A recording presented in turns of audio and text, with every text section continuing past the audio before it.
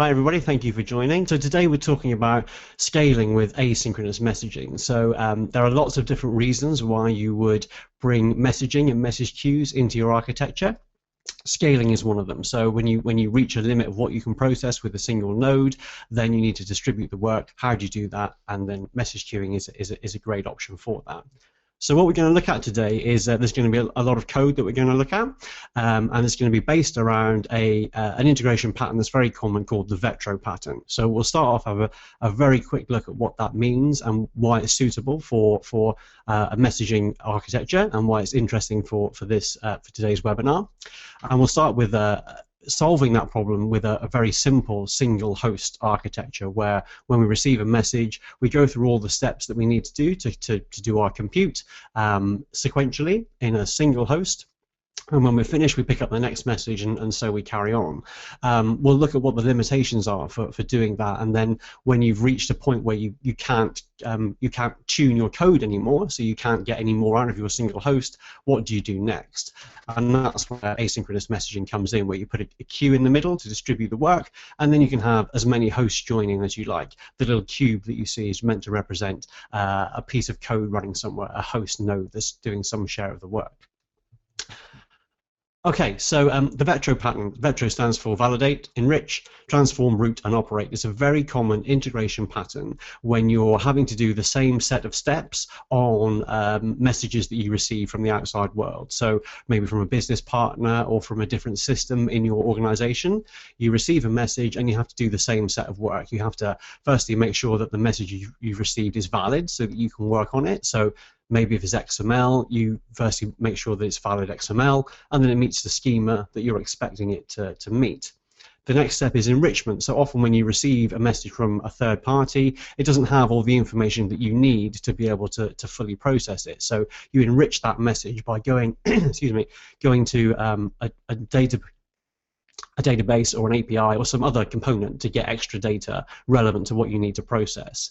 And then when you've got all the data you need, usually the message needs to be transformed into a different format for the output. So what you receive from party A is not what party B expects to see when you pass the message on, so you have a transform element. And then the last two are often thought of as one piece, so you need to work out where you're going to send your message to. And depending on the type of message you've got, the steps you've done in the enrichment, and maybe the outcome of the transform, where you're going to send it differs from different messages. So you need to work out the route of where it's going to go. And the last thing you do is you operate. So you send that message that's now got all the data, it's in the right format, you know where it's going to go, and bang, you send it out the door.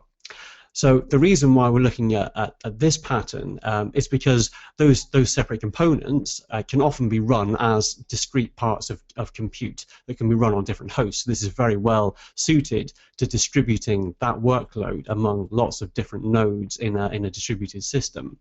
And then it comes down to the point of, well, how can we distribute that work, and how parallel can we make this? How much can we throw more nodes onto this and get more scale just by adding more components? We've got a small amount of time for today's webinar, so we're going to focus on the first two parts of that. So there's a demo solution which I'll throw up on GitHub so you guys can look at it, play with it, critique it, and come back and ask questions. And all we're looking at in that demo solution are the first two parts. So we're going to be receiving XML files, we're going to validate them against a known schema, and then we're going to enrich them by calling a REST API and saving the results we get from the API into a database, so that, you know, for a full end-to-end solution, we would then push that through to the next steps.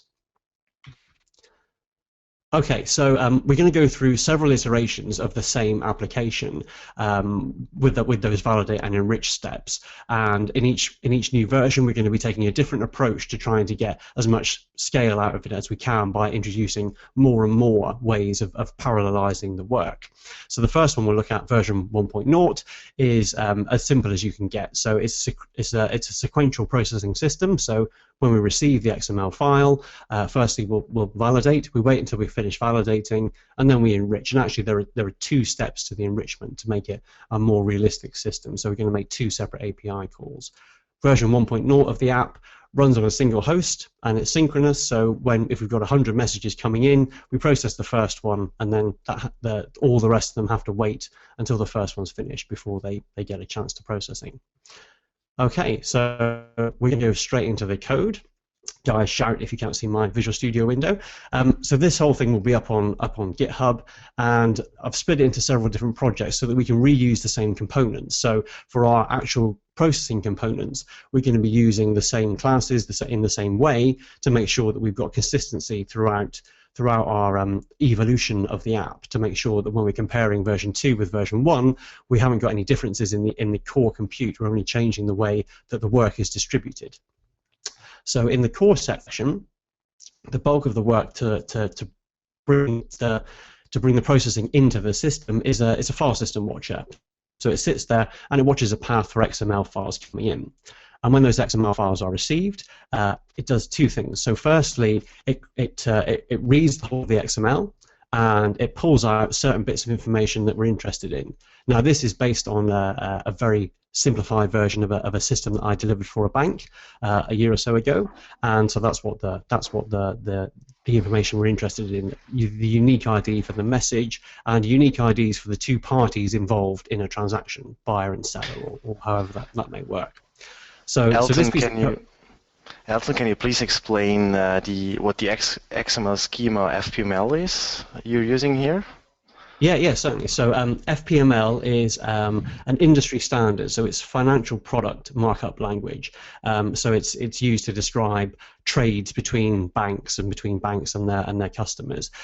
It's actually the reason I'm using it here, there's no need for me to use FPML for this sample, but the reason I'm using it is because it's a really interesting schema. So they have, you can go onto the FPML website, and you can download their schemas. They're split across multiple XSD files, and there are lots of sample files you can download that range from a few kilobytes to tens of megabytes. So if you're doing work with XML, if you're just doing demonstration code or proof of concept code, FPML is a really good starting place because it's complex. So and it does XML in a standard way, which things like namespaces that if you're doing an obvious example, you might not come across those. So it's a good way to make sure you're using kind of real XML in your proof of concept code. Excuse me, thank you for that, Daniel. So we receive our XML, we make sure it's valid against the FPML schema, we pull out the bits of information that we're interested in, and then we save that trade to our database. So this is just using entity framework. I get my context, add my trade model in, save the changes. So at this point, all I've done is I've received a file, I've pulled out the information I'm interested in, I've saved it to a database. I'm not doing any of the actual processing yet. So what the file watcher has is it has an incoming trade processor, which is an interface that gets passed in through dependency injection. Again, in order to be able to swap out different types of processor for the different types of for the different versions of the app, we're just using an interface that does that. That's very, very simple. So the interface just has one method, which is process the trade. So in version 1 of the app, in my console program, I'm registering all the relevant things that I'm interested in, so how my database factory, my incoming trade file watcher that actually is going to listen for the XML and all that sort of stuff. And then depending on which version I'm running at, I'm going to be using a different type of trade processor. And for version 1.0, which is the really simple, sequential, synchronous processor, my trade processor is just going to call process on a base class, which contains the steps that we're interested in. So this class is gonna be instantiated when I run version 1.0 of the app, and every single time I get a trade, I'm going to call this method, which is going to do my two steps. So it's going to do my validate using a validator class, and it's going to do my enrichment. So it's going to use an enricher to go and call the API. So every time I receive an XML message in version 1.0, this chunk of code gets called, and it's called sequentially, and as soon as this finishes, if there's another tray waiting for me, I'll process that. But the other tray is going to wait until I've finished. So a couple of things to point out. Obviously, this is synchronous processing, so I'm not running anything in parallel, and I've got my database connection open for the whole duration of the workflow here. So it's kind of a stateful process. I get the trade right at the beginning, I run the validator, I flag whether or not it's valid, and then I go and call the APIs. And at the end, I flag a process time and I do the save. So my database connection is open the whole time for for this version of the app. Okay, so like I said, we're going to skim through the code here for when we're looking at the different versions, because what I really want to flag up is how they're doing the processing, not what the actual processing is. But this code's all, it all runs live, so you can have a look at it in your leisure. So if I run this version 1 of the app, this command is just going to clear down my database, create 100 XML files in the place where version 1 of the app is looking, and then version 1 of the app is running through and finding all those files and processing them. So even though it's sequential, even though all those trades are sat waiting for the previous one to finish processing, the processing is pretty quick. Each one's taking 20, 30 milliseconds, and if I look at the end-to-end for those 100 trades, it took 4 seconds to run, so not a huge amount of time. But if we scale that up and start looking at more realistic numbers of messages, so I've taken the same amount of code and I've run that for 1,000 trades, 10,000 trades, you end up taking several minutes to run through that sort of workload. And if you extrapolate that out to a slightly more realistic workload of having 1 million messages to process, you're looking at 7 to 8 hours. And that's 1 million messages is hardly a very substantial load given the kind of systems that we're working on nowadays. So if I've got 1 million messages to process, it's going to take a whole working day to get through them, and presumably during that day more messages are coming in. So I'm just going to have a backlog that's growing with that version of the app. Okay, so that's version 1.0, which is obviously the simplest way that we can do this thing. So it's not too bad for a few thousand messages, but as soon as you get to having real sizes of scale to deal with, you're going to need a different way of approaching this. So with version 1.1 and 1.2, we're going to use parallel processing, but still within a single host. So all that's changing is how we actually distribute the work within that host. So instead of when I receive a trade, I process it. When I'm finished, I receive the next trade and process it. What I'm going to do is when I receive a trade, I'll kick something off in the background to process it, and I'll pick up the next one. So we're going to be running them in parallel. We're going to look at 2 different ways of doing that, one of which is a really naive way of implementing it. So if you had to pick up a piece of work that was running synchronously and you wanted to make it parallel, you might just use the task factory, and then we'll look at a better way of doing it using the data flow package. But it's still going to be working in a single host. Okay, so flip back to our code and version 1 of the app. So for version 1.1 and 1.2. The rest of the code is exactly the same. The only thing that's different is how we're registering the dependency for the trade processor. So 1.1 is the task trade processor, which inherits from the same base class, so it's got the same process method, which calls the validate and the enrich. And the only thing that's different is instead of processing it and then synchronously waiting for it to finish before going back to the caller, we can start a new task for every single trade that comes in. So like I said, this is a naive implementation that says, I've got a chunk of code that works, it's not fast enough, I need to be running it on multiple threads. I know for a fact that these trades are discrete trades, that there's no relation between them, so I can be processing them in parallel. And you might come along and say, this is the easiest way of doing it. But the scheduler for a task factory doesn't expect you to be running a whole lot of I/O-based network activity in those tasks. So the scheduler isn't going to know how to deal with these things. So if I run version 1.1, you might think this is going to be faster, obviously, because I'm running threads in parallel, and the .NET framework is going to take care of how many threads are running for me. But when I run this, and this is exactly the same setup to create 100 messages in the file path, and running version 1.1 of the app, actually what happens is it just sits there, and it doesn't get very far with the processing. So if I start that again, you'll see that it picks up the trades and it kicks off the processing, but it doesn't finish on any of them, because what's actually happening is we're just filling up the thread pool. So for every single trade that's coming in, we're spinning up a new thread, and the cost of spinning up that thread, and then the thread sits there and waits for an external API call, means that we're not getting through any of those trades. So at this point, the previous version, which was synchronous, had already finished, and at this stage for version 1.1, we haven't finished a single trade. We haven't got through any of the processing, because the whole host is getting clogged up with managing the thread pool, and all those threads sat there waiting for API responses. So I'm going to kill that. I'm not going to wait. If I look at version 1.2, which again, exactly the same code. All we're doing is swapping in a different processor. And in version 1.2, we're using the action block, which is part of the data flow package from the task parallel library. And this works in a different way. This is the scheduler. We're still creating threads and running things in parallel, but the scheduler that looks at what the threads are doing and decides how many to run is much more intelligent and much more I/O aware.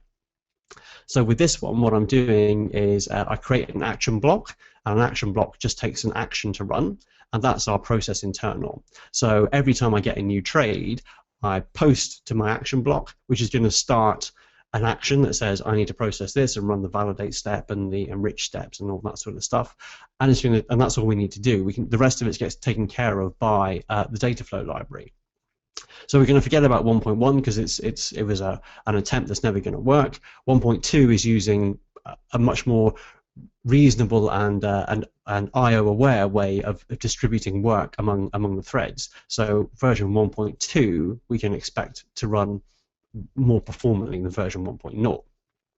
So again, this command is doing the same thing, clears down my SQL database, creates 100 XML files, and then starts version 1.2 of the app. And again, these are pretty fast, and these trades are all taking 20, 25 milliseconds.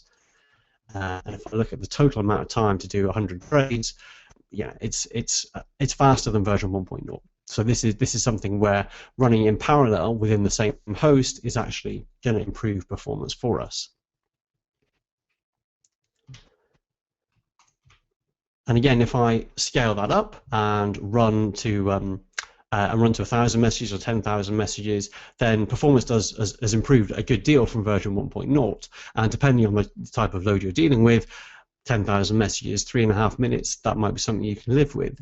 But again, scale that up to a more realistic workload, and we're still talking a long time. We're talking 5.5 hours to get through 1 million messages.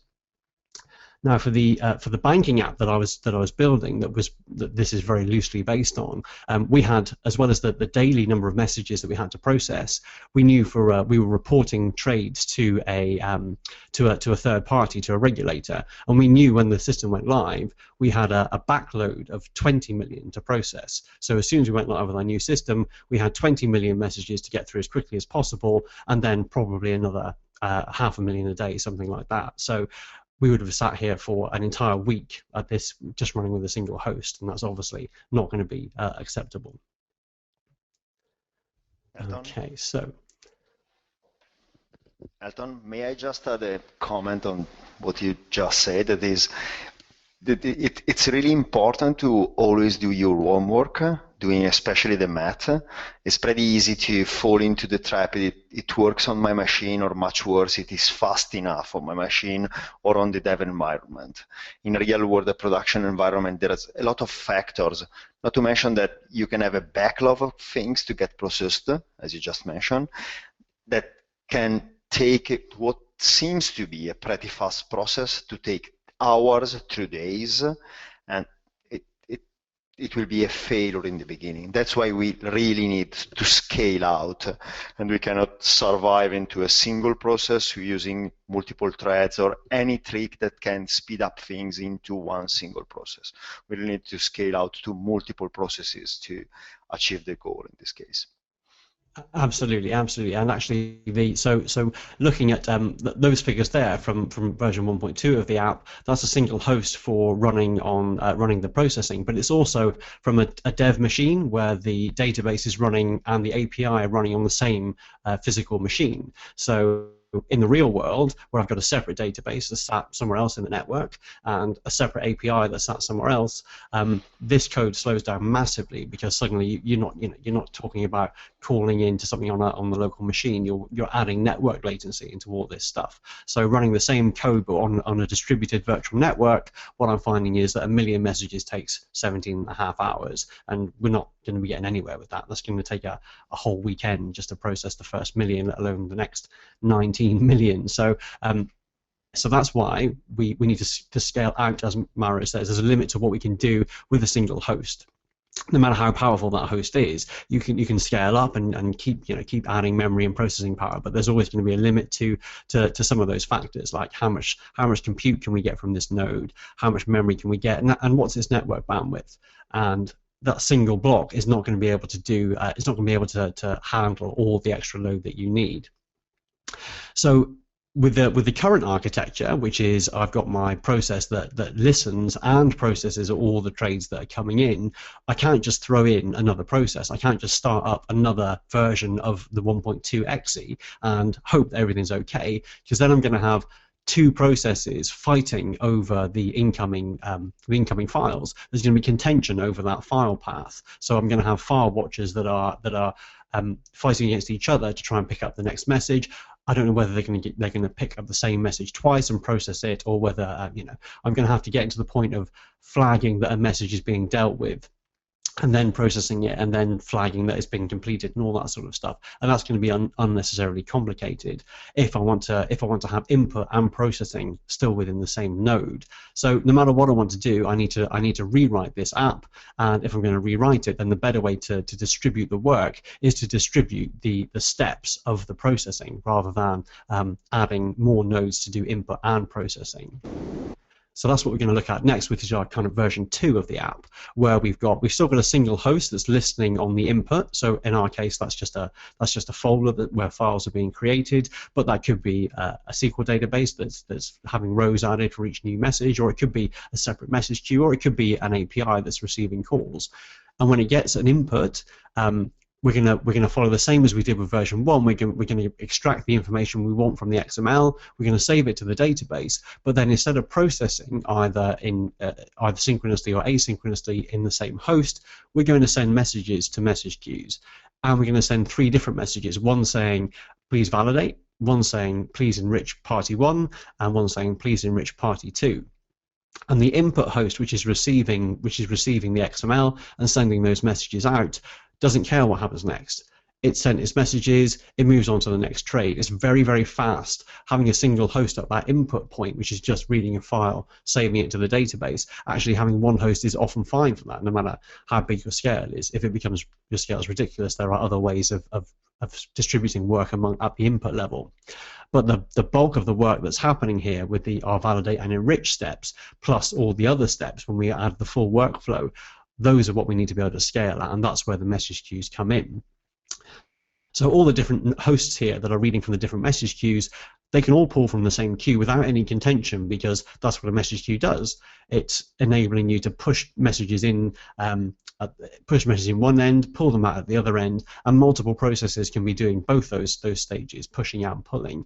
And the host, when they're ready, will pull a message, process it, and then pull the next one. If we need more scale, we have more hosts that are pulling from the queue. Okay. So our version 2 app is that implementation. So we've still got our host, which is reading from the folder, that's going to pick up all the XML files, but then it's going to send messages to queues. For the sample app, I'm using MSMQ, which is part of Windows. It's depending on who you talk to, it's either a very, very perfectly reasonable and robust messaging system, or if you talk to guys who are from more of an enterprisey background, they don't necessarily think it's quite so robust. But you can run pretty big systems on MSMQ. And it does cluster, so there are resilience and things you can build into it. So we're running MSMQ. I'm going to run it locally, and I'm going to have a different host for each queue pulling up and dealing with those messages. So I'm going to have one host that's going to be pulling the validate messages, another one for enriching one party, and a third host for enriching party 2. So they're all going to run in parallel, and I'm running one host of each of those processes on my local VM, but of course I can add many more if I need to scale that up, as we'll see. Okay, so version 2 of the app is a bit different because we've got more moving parts now. So firstly, there's a program there's a console app which listens for the incoming XML files and is broadly very similar to what we've seen in versions 1.0, 1.1, and 1.2, in that there's a trade file watcher which is picking up the XML files, and then it passes off to a trade processor to do the actual work. What the trade processor is doing in version 2 of the app is it's just sending messages to queues. So it's sending a validate message with a trade ID, it's sending an enrich message with the party IDs, and an enrich message for party 2 with their ID. Now that send is going to build a message. It's going to convert it into JSON so that we can send it over the wire, and then it's going to send it to a message queue. So all this stuff here is additional overhead. It's stuff that we weren't doing in our version 1 app, where everything was in the same process, because we didn't need to communicate across boundaries, across network boundaries. But here we do. So obviously we need to serialize. When we create our message, we serialize it to JSON. We build an MSMQ message. We pass it the stream, which is just a memory stream that contains all the JSON that we're interested in. And we also give it a label to say, what kind of message is this? Is it an enrich message? Is it a validate message? And the reason we do that is so that when the consumer picks it up, it knows what to do with it. So all this stuff is additional work that we have to do because we're moving to a distributed process system where we're putting something in the middle which might be remote to this machine. So I might not have a local MSMQ. I can't necessarily just pass an object across. I need to serialize it. I need to know where to send it, and then I need to flag it as being a particular type of message. So when the consumer picks it up, it knows what to do with it. And the consumer is a separate console app. So what the consumer does, and there's even more overhead in what the consumer does, it's just listening on a queue. So when we start up this console app, we'll tell it which queue to listen to, and when it gets a message, it's going to handle it by using one or more of the message handlers that are appropriate to the message type. So when it gets the message, which is the MSMQ message, which has now gone through the queue, it's been pulled up by this consumer, which means no other consumer will get it. MSMQ handles that for us. So this is the only instance of the consumer that's going to process this message. It works out what message type it is from the label that we applied in the sender. And then it finds out which handlers it needs to run this message through. And then we have a little bit more overhead where we pull out the JSON, we deserialize it, and then we pass it off to the message handler to do its work. Now those message handlers are going to do the steps of the workflow. So we start off with the validate, and this is using the same sort of code that we had in our version 1 processor where it was running synchronously. So I've got a validator that's going to pull out the FPML, check to see if it's valid, and save the changes. But one thing to note here with this handler is this is no longer stateful. So by the time I receive this message that says, please can you validate the FPML, all I've got, excuse me, all I've got is a trade ID. I need to open a database connection, find the trade, validate it, set the update as to whether or not it's valid, set the processing time, and then save. So I've got a much smaller period of time where this chunk of code, where this piece of compute has a database connection open. And the same for the enrich handler. So this can be running on a completely different machine, completely different process somewhere else, and it's going to do the same thing. It needs to find the trade. It runs whatever code it needs to run, so it's enriching, in this case, party 1 or party 2, depending on the type of the message, and then it saves the changes. So we've got, instead of having one process where I open my database connection, I do all my work, and then I save the changes and close the connection, I've got lots of small processes that are doing very small amounts of work and saving the connections. So we're using our SQL much more efficiently, much more in the way that a SQL database expects to be used. Lots of small connections that are opened, used quickly, and closed. We're not holding open resources. So this does distribute better anyway, but it means we're doing more overhead for each trade that we receive. Okay. So our version 2 of the app, and again, this is the commands doing the same thing, but now I'm firing up lots of different console windows. And this is the sort of thing that you see when people are doing message queue demonstrations, lots of console windows with things flashing up everywhere. So I've got my producer here, which is reading from the file, reading all my XML files, sending messages, and then I've got different console apps receiving those messages and processing them. So I've got one which is the validator, and when it pulls them up, it just runs the validate and saves. And then again, for party 1 enrichment, party 2 enrichment, a dedicated console app reading messages from a dedicated queue, processing just that part of the workflow, and then saving the changes. So the first thing that we'll see is, given that for a single trade, they're going to have a presence in every one of these console apps because every part of that needs to be worked through, they're all taking longer. So because of the extra overhead, finding out which message handler to use, deserializing, opening a database connection, running the work, and then saving it, all the steps take longer. So instead of the whole trade taking 20 milliseconds, individual steps are now taking 30, 40, 50 milliseconds to run. And if I look at the whole end-to-end, then that's taking 10 seconds as opposed to 3 for our version 1.2. So actually, by distributing the work, we're incurring a lot of extra overhead, and for a small number of trades, for a small amount of messages coming in, it's actually slower.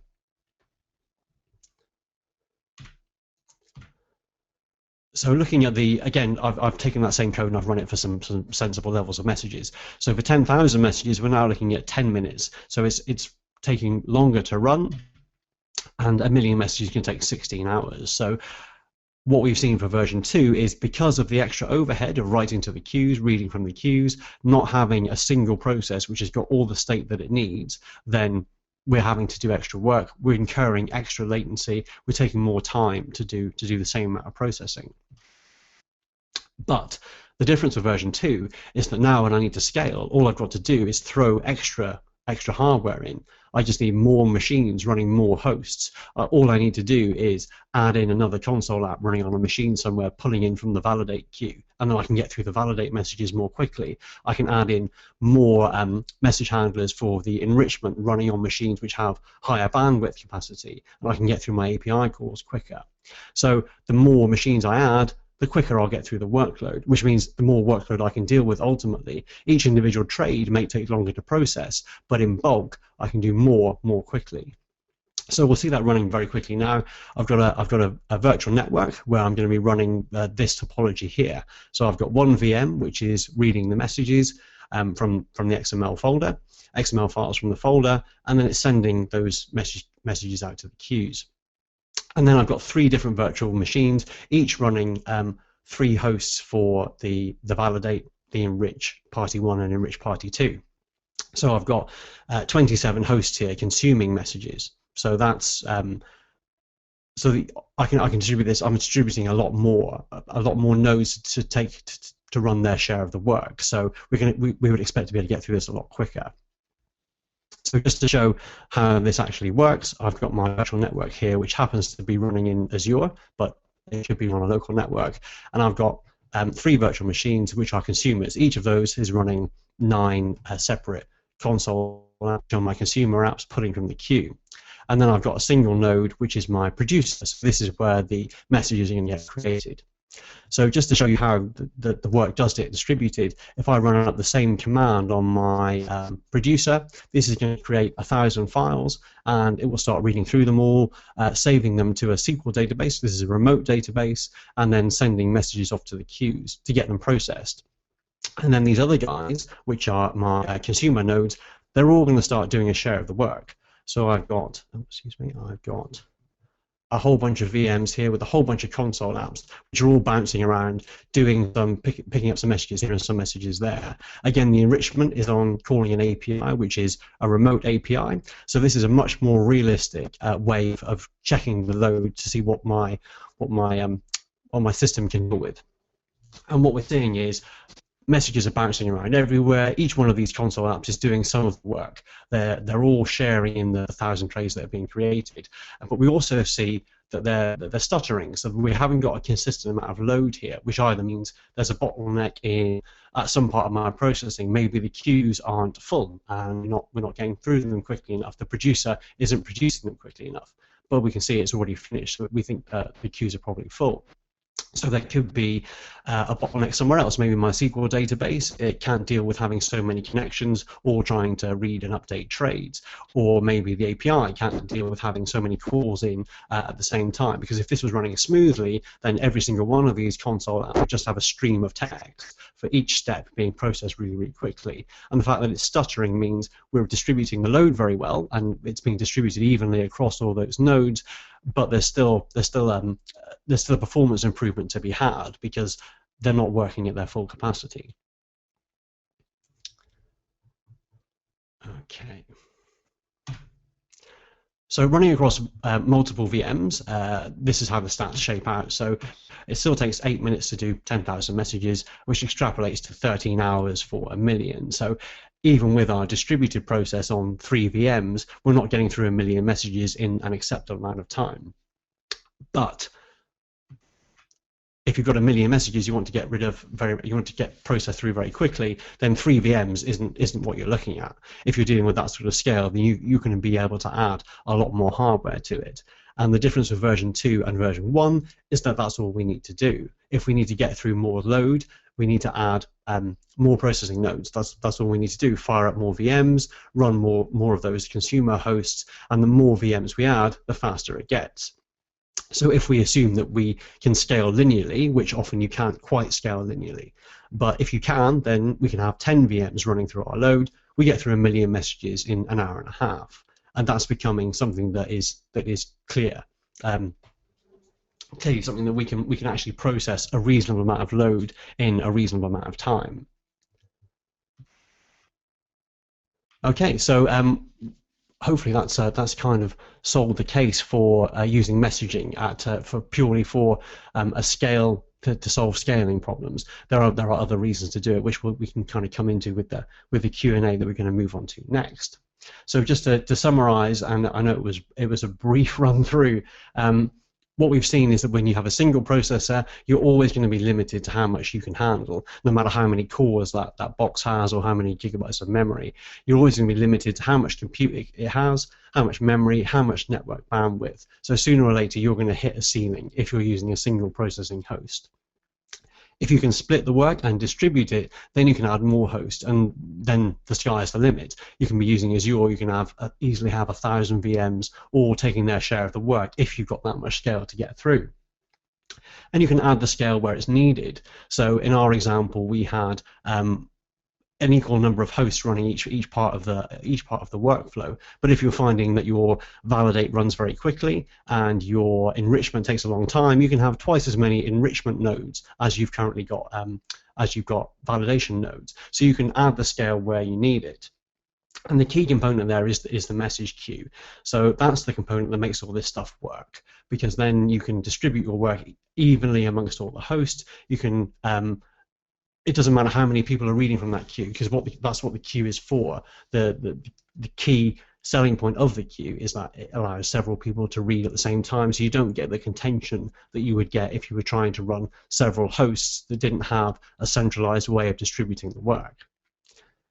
What you may find is as you're adding more and more hosts, as you add more and more processing nodes, then the bottleneck moves around. So instead of your app logic being the bottleneck because it can't get through the workload, what you find is you're pushing more and more work onto your dependencies, and they may become the bottleneck. So as we've seen, maybe our SQL database needs to be beefed up, or maybe our API needs some more nodes so that we can deal with as many processing hosts as we can throw at it.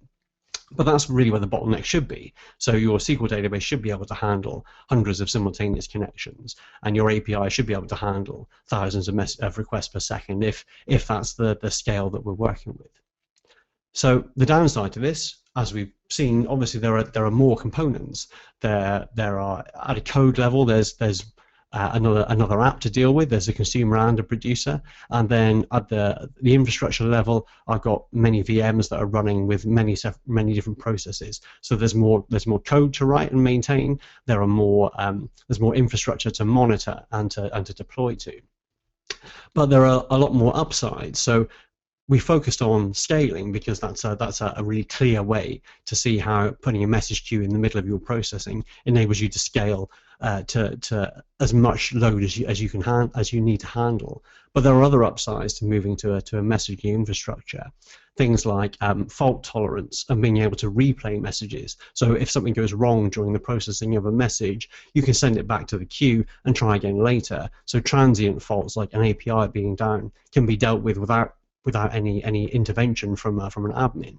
And things like transaction boundaries and how you deal with retries, putting a queue in there gives you a lot more options for that sort of stuff. So it is a big architectural change.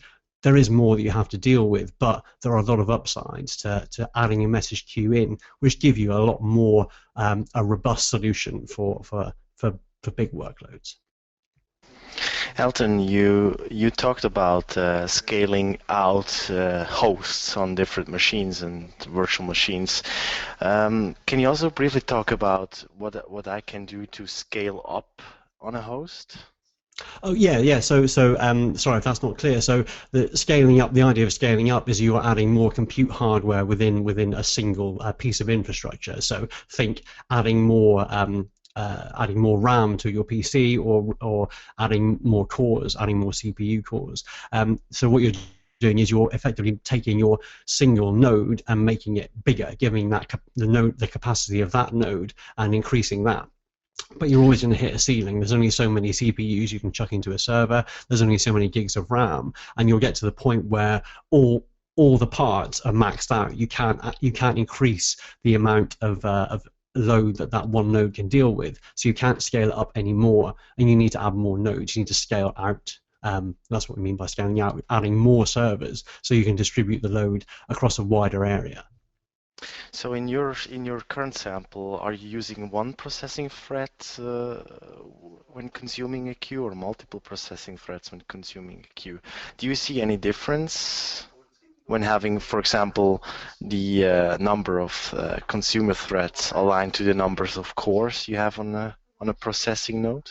Oh, good point. Yeah. So in my scaled out version, where I'm running across multiple hosts running across multiple VMs, I'm using a single thread to pull from the queue.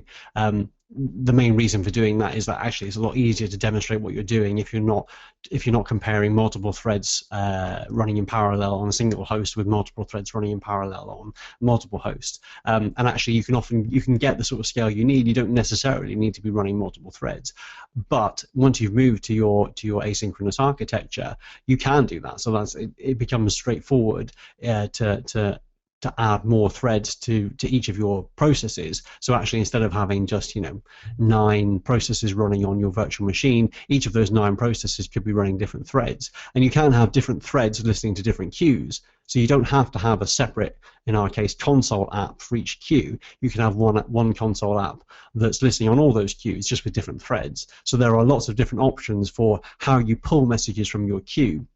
But the key thing is you don't need to worry about contention, because whether you've got several threads in the same process or several threads in several processes on several machines, the queue is going to be able to give them all the messages that they can, the consumers pull from the queue when they're ready, so that you're not going to get an issue where a message gets processed twice or gets missed because several things are coming in at the same time. That's what the queue does. That's what it's for.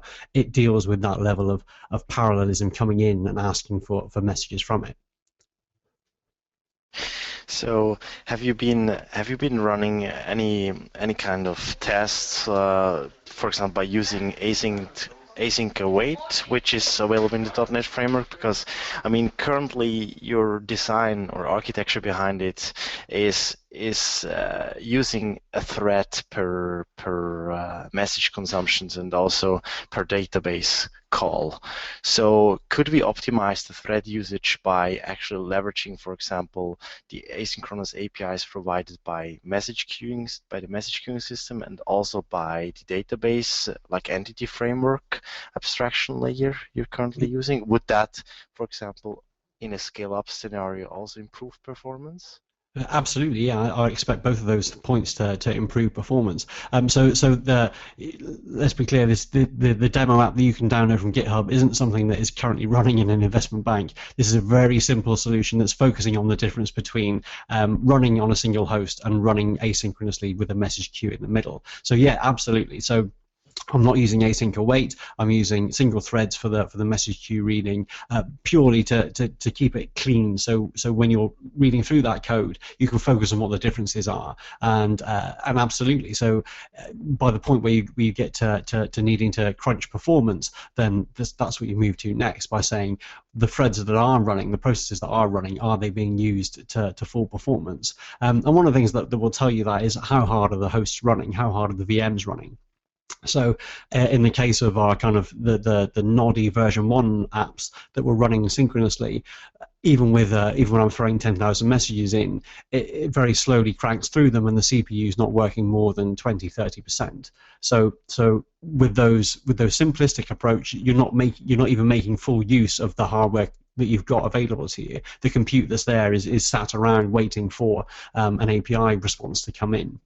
But with the asynchronous ones, where you fire up 9 different hosts on a VM somewhere, then you see more like 70-80% CPU usage. So while some threads are sat in a process waiting for the API to respond, that's fine, because another thread, another process is cranking through the XML validation, which is CPU bound. So you're finding that you're making more use of the compute that you have, because you've got different types of work happening at the same time.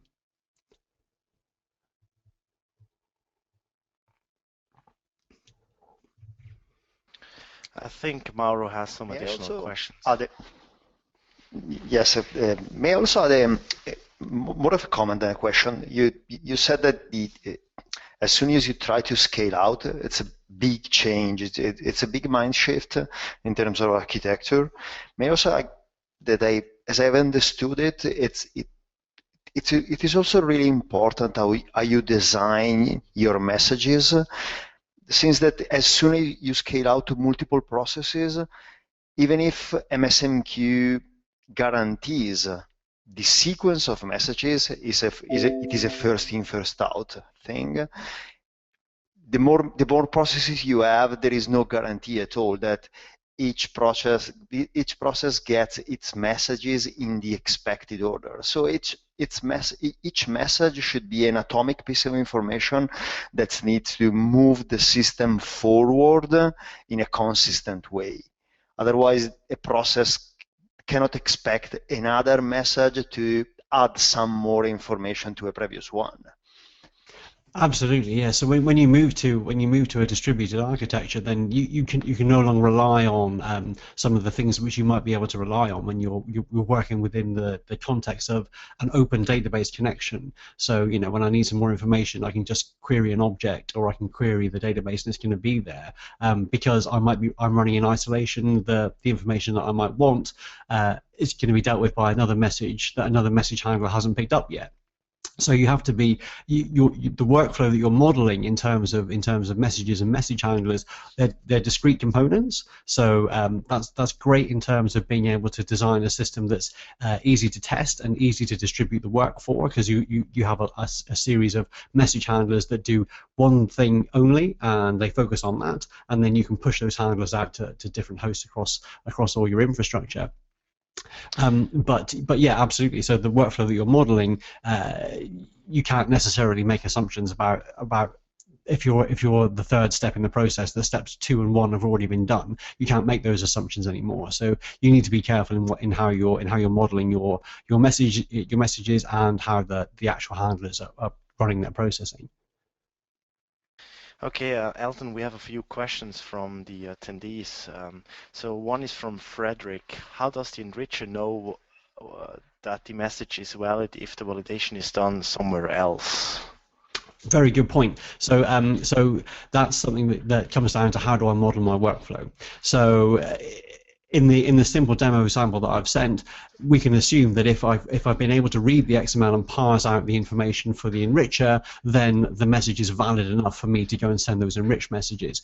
If it was a business requirement that the message had to be valid FPML before I went on any further, which actually in the real world is the exact case, then I don't send the enriched message until I've done the validate message. So what you will find is that in this sample I've tried to keep it simple, but what you tend to find is that the message handler is able to send messages too. So it's the enrichment message handler. When it said this message is valid, then it sends on, it's the validate handler.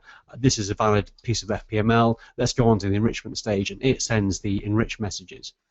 So depending on how you model that workflow, a message handler might send out the next message in the line, or you might have an orchestration that's saying, right, when this message is finished successfully, then I need to send on this next message. So when you get into the stage where I need A to complete successfully before I can start B, then you might need to think about how you're using your messaging infrastructure, and whether just using a queue directly is going to give you enough value-added stuff. So if you need to model a complex workflow, then perhaps you need to think more about a messaging platform that has some of that functionality for you out of the box, that can keep the state of a workflow for you. So when you receive a message halfway through, you know whereabouts you are and what needs to happen next. So yeah, so in my demo sample, it's very simple. I'm just going to send out all the messages as soon as I've got my incoming piece of XML. But actually, if step B depends on step A, then you need to think about how you're going to send that B message. Is the A handler going to send it out, or do you need a separate orchestration which is going to say when A is completed successfully, then send out B?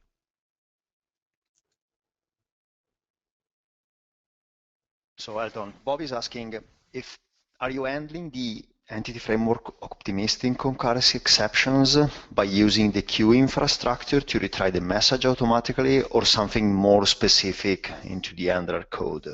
Good question. So I'm not doing anything at all in my demo code. So so in my case, yeah, so I'm not handling any of those exceptions. So when I get an exception in my case, then that message will have been lost. When you're in a realistic real-world solution, then you've got two options. You can either say, I'm going to pull my message off the queue, I'm going to do my processing, and if there are any errors, then I'm going to have to decide what to do with that message. Can I send it to an error queue where some other process is going to pick it up and find out what's happened, and that may even be a manual alert that says this has failed in an unexpected way, you need to go and sort this message out.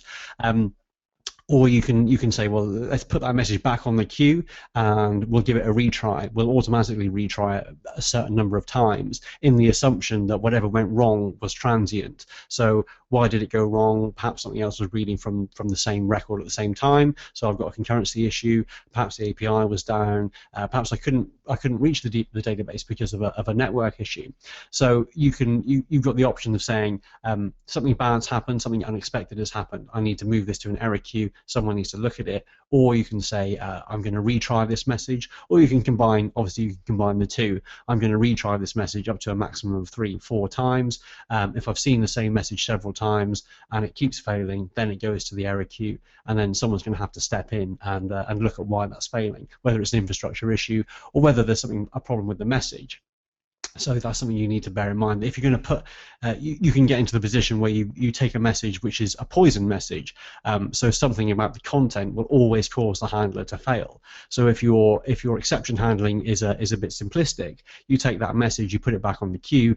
Every time it gets pulled, it's gonna fail and it's gonna go back on the queue. And if it stays at the front of the queue, then it can stop other things happening. So a simplistic approach of it hasn't worked, let's put it back on the queue, needs really to be combined with let's see how many times I've seen this message, and if it keeps coming through, it keeps failing, then we'll push it back onto an error queue.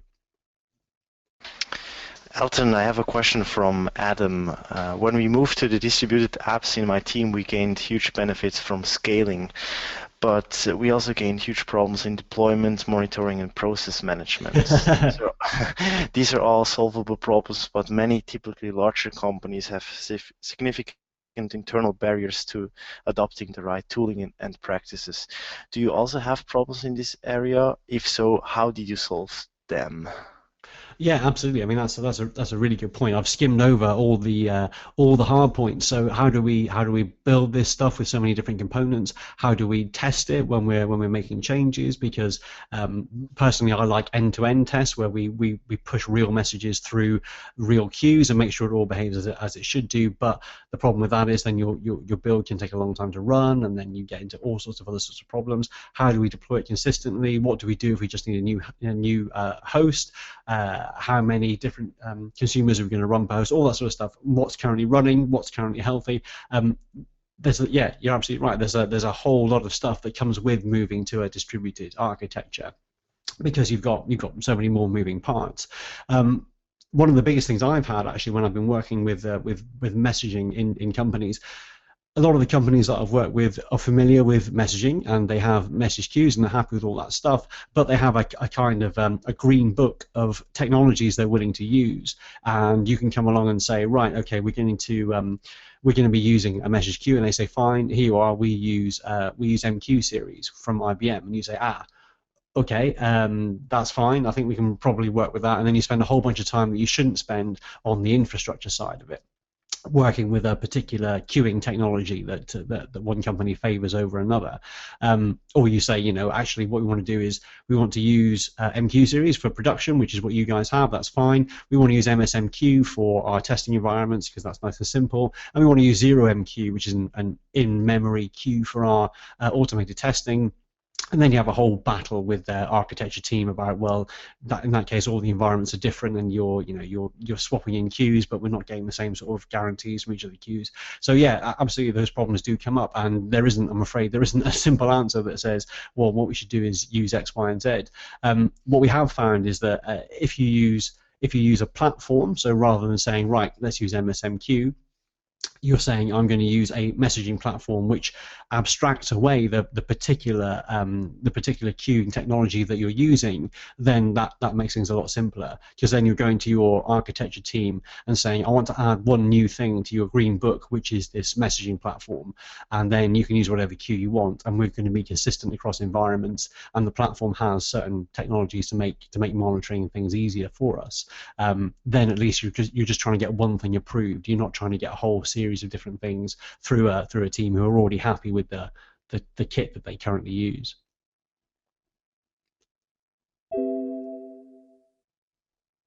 So before moving on with John's question, there's George asking if we need more licenses to set up all these nodes. The answer is a bit off topic related to this webinar. If we are speaking about N-Service Bus, the answer can be yes, depending on the type of licensing you have. And we are lucky enough to not being licensing experts. So if you have licensing questions, please do write an email to support@particular.net, and you can go through the entire process of understanding how licensing works. Thank you. And but if I just step in there, Mara, but yeah, on a broader level, adding more nodes, unless you're working in an open source environment where you've got Linux and queues that don't require any licensing, that's something you're always going to need to think of, because even if you're just adding, even if your messaging platform licenses are covered, you've got more Windows boxes, you need to think about, or your SQL Server, all that sort of stuff. So yeah, adding more hosts is potentially going to have a cost, a monetary cost, as well as a monitoring and an additional development cost. Yes, absolutely. Thank you.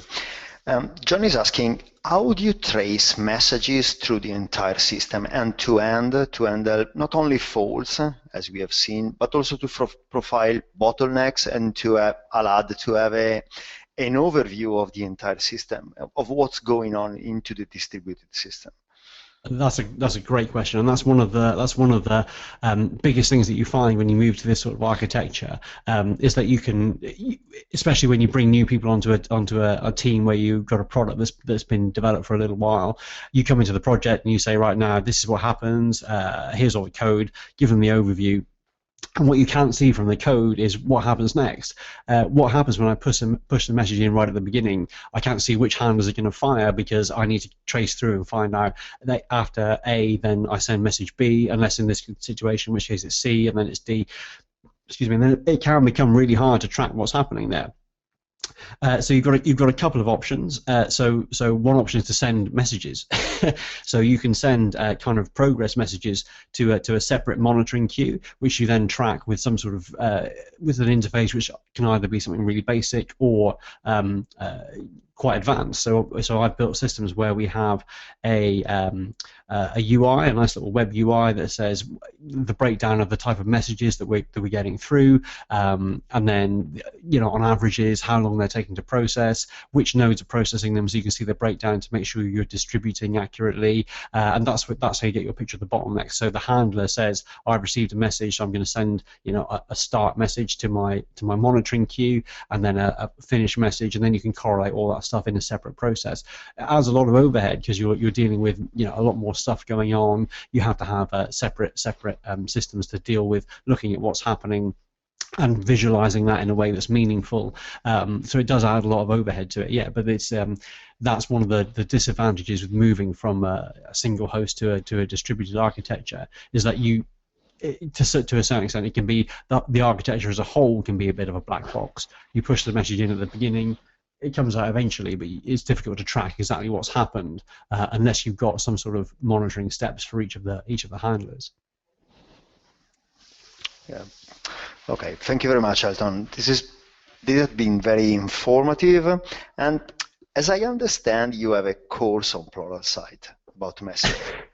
Yeah, that's right. Yeah. Oh, thank you for mentioning it. So yes, we've there isn't actually a huge amount of overlap. So for today, we focused on performance and scaling out for different messages. But I've got if you're a Pluralsight subscriber, or even if you're not, then there's I've done a course which is about different message queue technologies in .NET. So it covers 0MQ, MSMQ, MQ series, and the cloud message queue. So Azure and AWS both have messaging platforms that you can use. It looks at different patterns. So what we've seen so far today is just fire and forget. So I send a message, don't care what happens to it. In the course, we cover the other messaging patterns like request response and publish subscribe, and some of the topics that we've covered here. How do you deal with building and testing this stuff? How do you deal with monitoring what's happening in production? It's a 7.5-hour course, so it goes into quite a lot of depth. It's been quite well received, so I think it's helped a lot of people. So it's yeah. Thank you for mentioning that, Mara.